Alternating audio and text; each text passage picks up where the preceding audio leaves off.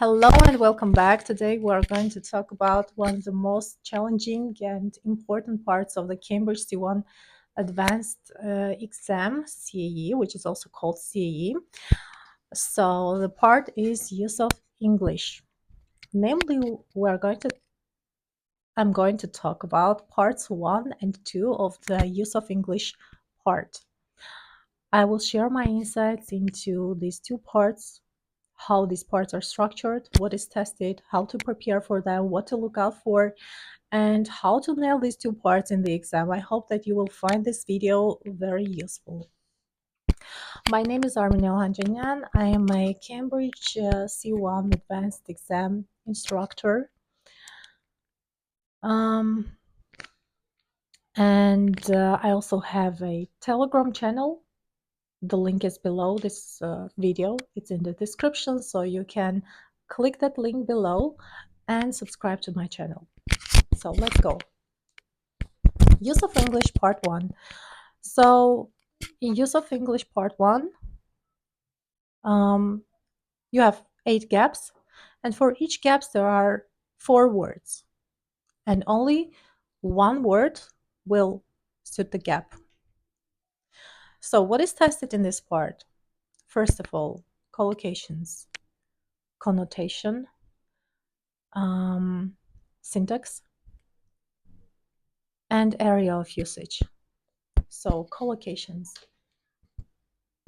We know, for example, that we say do sports or play sports, but we don't say make sports. Okay, so this is really easy. I think it's at least easier than the other features. The next one is syntax. For example, when you learn an adjective, you should pay attention to the placement of the adjective. Where is this adjective usually placed? Before a noun or after a noun? In other words, is the adjective used in a predicative position or in an attributive position? So this is important to note. The next one is connotation. What kind of connotation does the word have? Does it imply something negative, positive? Is it neutral?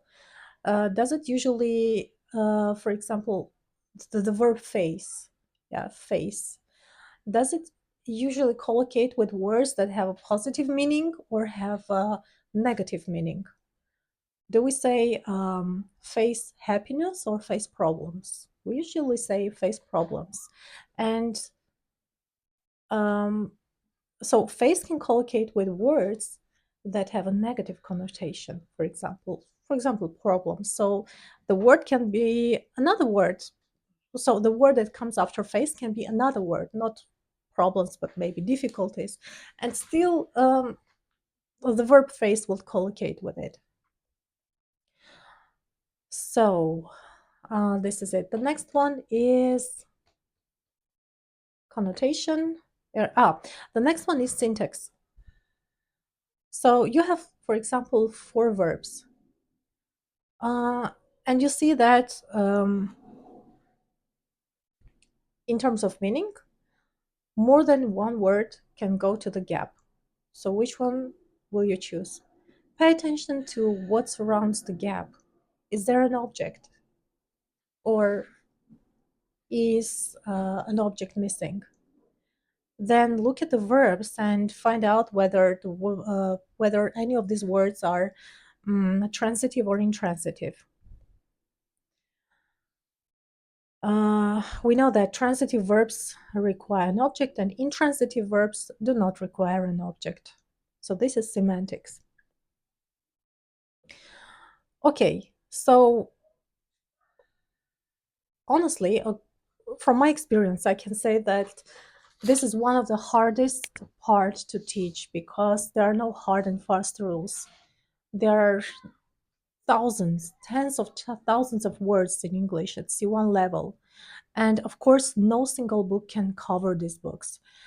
And when you do tasks, part 1 tasks, you will notice that the same task, the same type of task or the same words are almost never repeated because there are so many of them.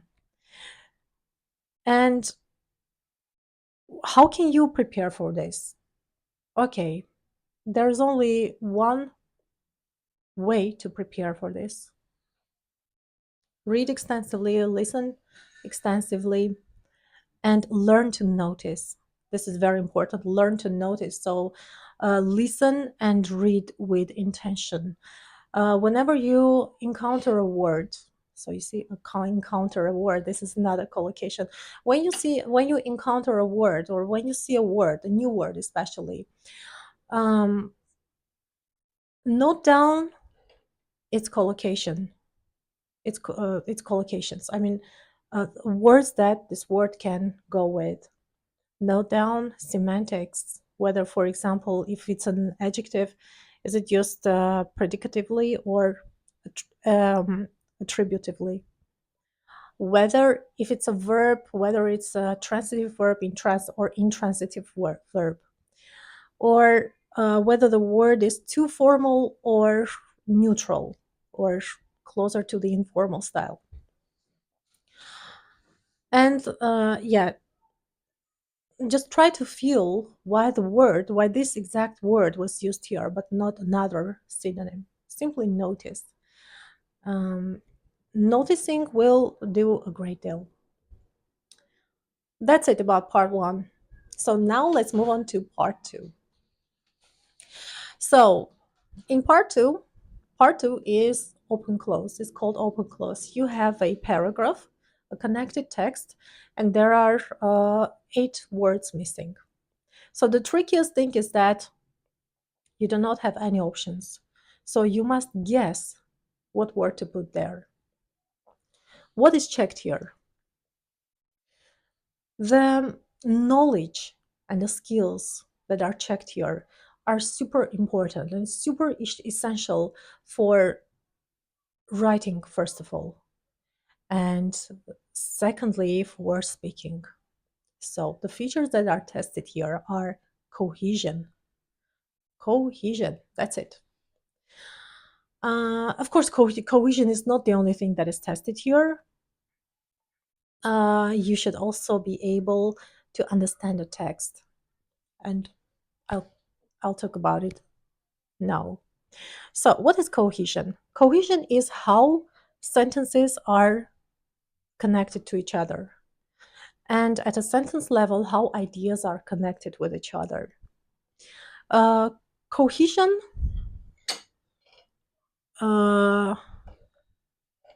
cohesion usually comes about in 2 forms: grammar cohesion and lexical cohesion. So what is grammar cohesion? For example, using ellipses. For example, people, for example, I do not like water. Neither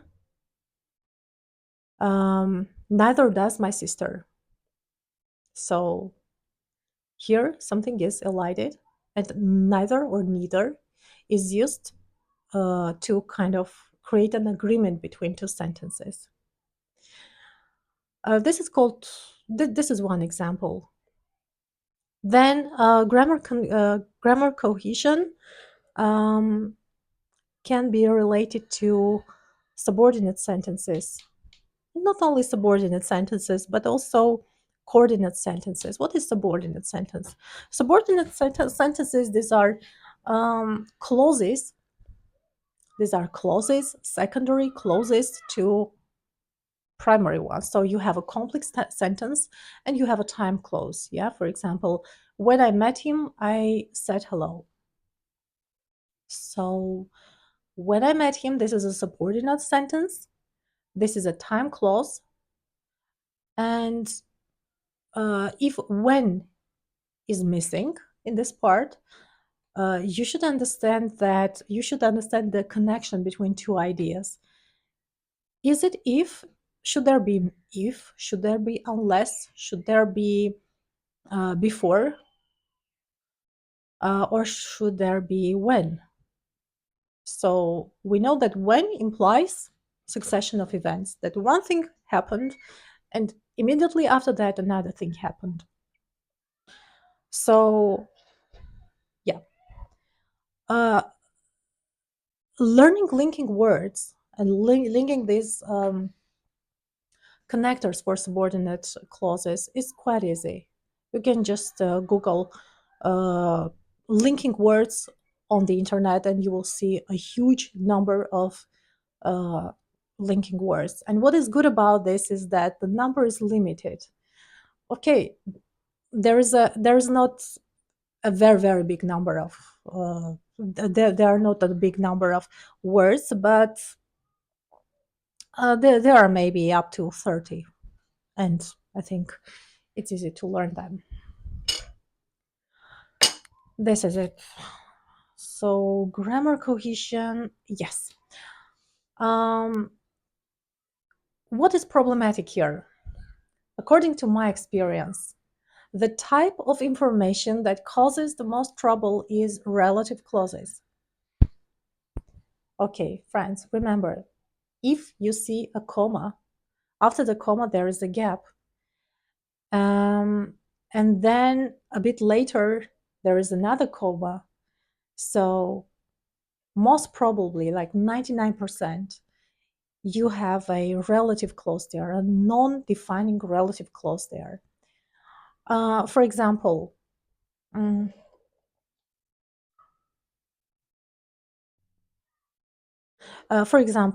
сырники, which I like too much, were delivered to my door, or have been delivered to my door. So you say сырники, comma, and there is like a gap. And we clearly understand that this should be a non-defining relative clause where you cannot use that, unlike in defining relative clauses. And there should be, most probably there should be which. This is it. Now lexical cohesion. Lexical cohesion is when you use words, different words, to refer to something that was said before. For example, let's say let's imagine that in one sentence you read a description of a person, of people, of certain types of people. The sentence ends and the next sentence begins. So it starts with a gap, and then you see people succeed in their career. You should understand that the next word, that the word missing in the gap should be such. Such people usually succeed in their career. Such people means this kind of people. And you should understand, first of all, you should understand the function of the sentence. What does this sentence do? How is it related to the previous sentence? How is it related to the next sentence? But most importantly, how it is related to the previous sentence. Does the sentence comment on the previous idea? Does the author comment on the previous idea with this sentence? Does the author make an exception to what they said? Does the person make contrast to what they said? Does the person make an addition? Do we find coordinate structures? And if the person makes an addition, then what should go into the gap? For example, we know that and is a coordinate conjunction and linker. But we do not usually start a sentence with and, at least not in very formal contexts. And the text, the paragraphs in open close in part 2, use of English part 2, are quite formal. Therefore, most probably you will not have and. Most probably you will have moreover or besides. So what else? And the last thing that I noted, another problem that I also noticed in part 2, another problem that almost all my students have is failing to understand negation. What is negation? So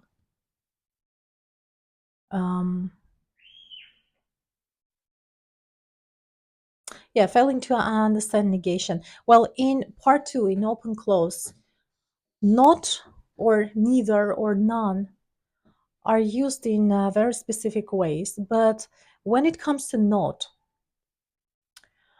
not will be used separately. You will never need to, you will never have to write don't in a gap, because this will be considered as two words. You will have do and then gap and then verb. So most probably in the gap there should be not.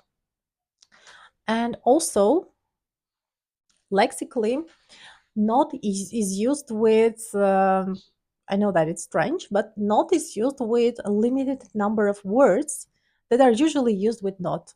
For example, not unlikely, not dissimilar. These are the two words that I remember because they are the most commonly used adjectives with not.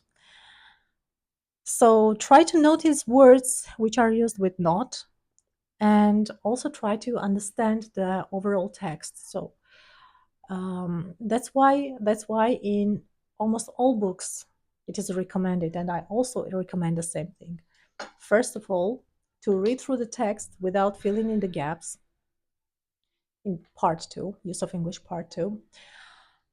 Try to understand the connection between ideas. Try to ask yourself question what the author does by expressing this idea, this or that idea. Does he contradict himself? Does he negate himself? Does he give contrast? Does he make an addition? And so on. Try to understand the overall text, the overall meaning. Try to really immerse into the context. And only after that, try to fill in the gaps. And one more thing is really important. Do not get fixated on a gap for a long time. Just leave it. Fill in the gaps. Fill in those gaps that you can fill in. And leave the unfilled gaps for later. So maybe you'll do another task, and then after that you'll come back to this, and you will put things into perspective. You will take view the tasks from another angle, and maybe the answers will pop up. So this was it, friends. I really hope that you enjoyed this video. I really hope that you learned something useful for you.